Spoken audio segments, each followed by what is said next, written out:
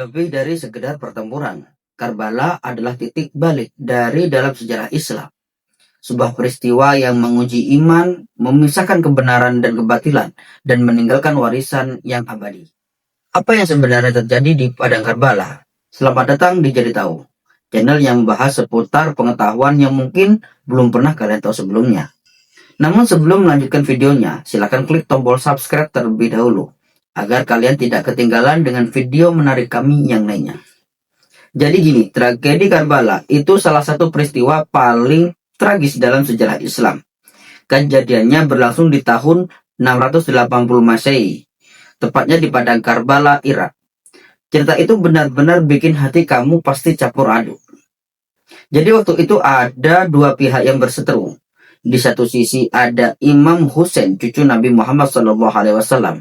Dia itu orang yang sangat dihormati dan dikenal sebagai sosok yang adil dan berani. Husain gak cuma bawa nama besar keluarganya, tapi juga bawa prinsip kebenaran. Nah, di sisi lain, ada Yazid bin Muawiyah, penguasa Bani Umayyah yang diangkat jadi khalifah. Masalahnya, banyak orang yang gak setuju sama Yazid karena dia dianggap gak layak jadi pemimpin umat Islam. Cara dia naik ke tampuk kekuasaan juga dianggap manipulatif dan gak sesuai dengan ajaran Islam. Singkat cerita, Husain menolak sumpah setia atau baiat kepada Yazid. Dia ngerasa Yazid gak pantas dan takut Islam bakal kehilangan nilai-nilai inti yang diajarkan Nabi Muhammad. Husain kemudian memutuskan pergi ke Kufah karena banyak pendukung di sana yang ngajak dia buat memimpin perlawanan.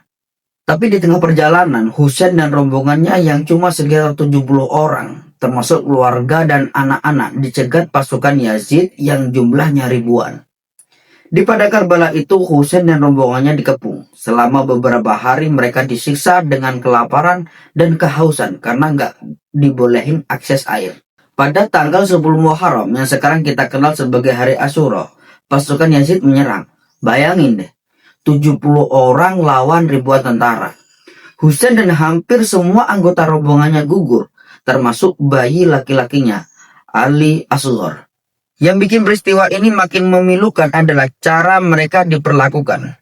Setelah Husain gugur, kepalanya dipenggal dan dibawa ke istana Yazid sebagai trofi perang. Tapi tragedi ini justru jadi simbol perlawanan terhadap tirani dan ketidakadilan.